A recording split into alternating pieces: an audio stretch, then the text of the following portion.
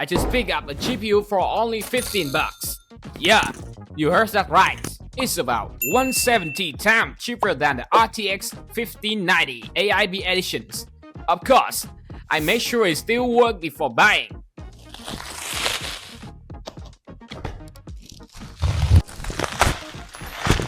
The card in questions, the legendary GT630s, released all the way back in 2012.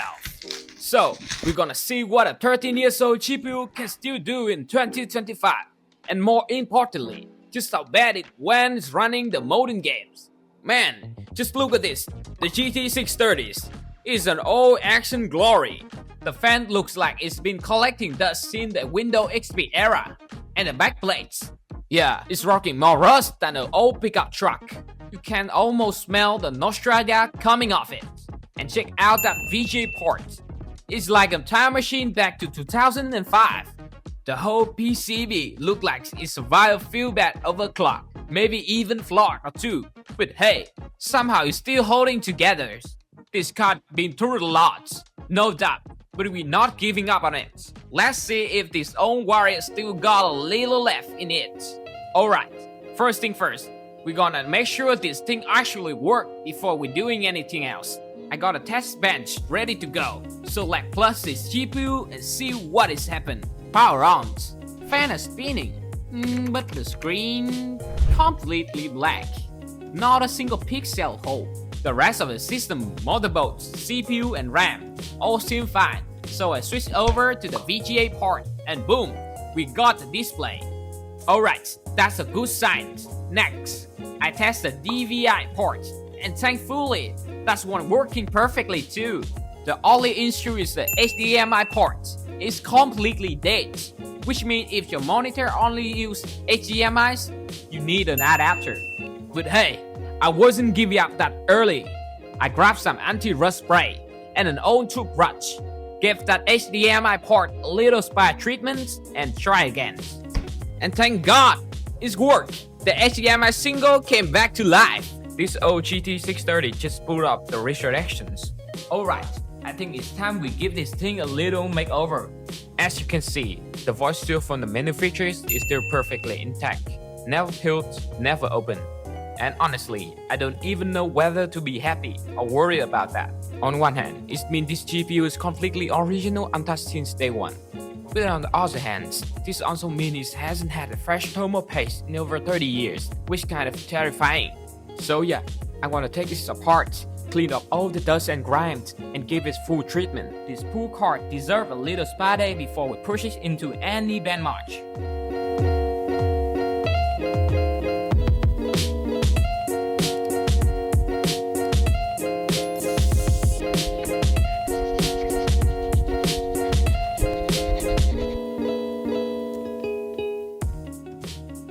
Alright, everything cleaned out and look better way now.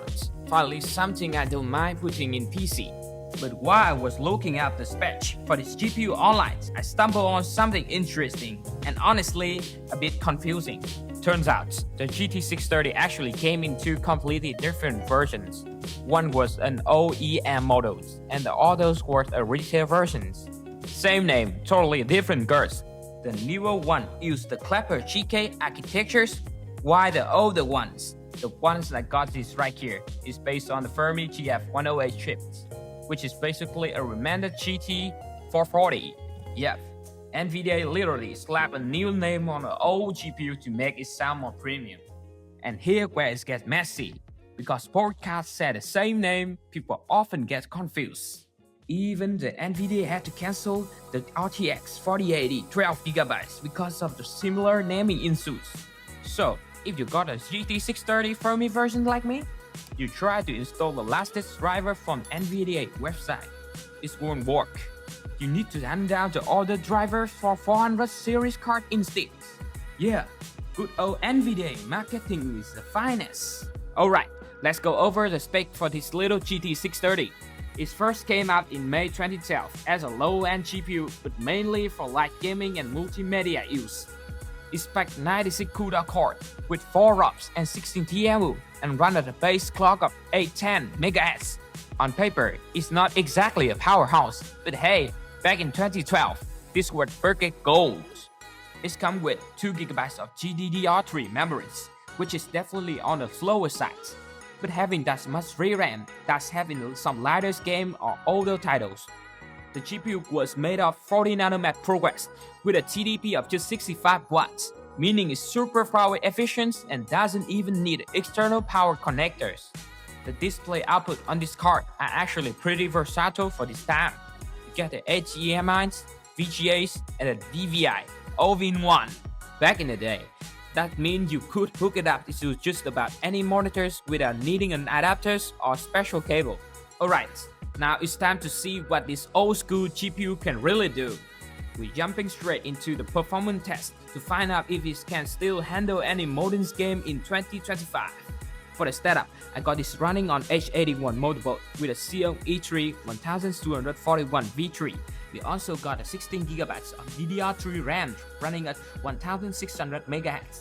More than enough to make sure this little GT630 is pushed to 100% of its power. Let's see what it's got left in the tank. Alright, let's break this down.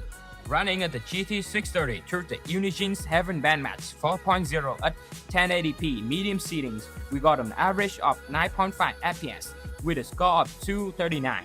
The medium dropped to 6.5 FPS and the peak is just 80.4 FPS, so yeah, not exactly buttery smooth.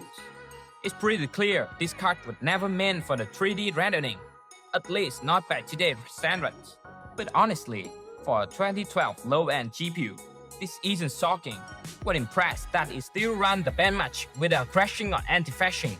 The first game we're testing is Valorant. Of course, I got everything set to lowest possible settings, turn up every bit of love that could hurt performance, and honestly, the results kinda shocking.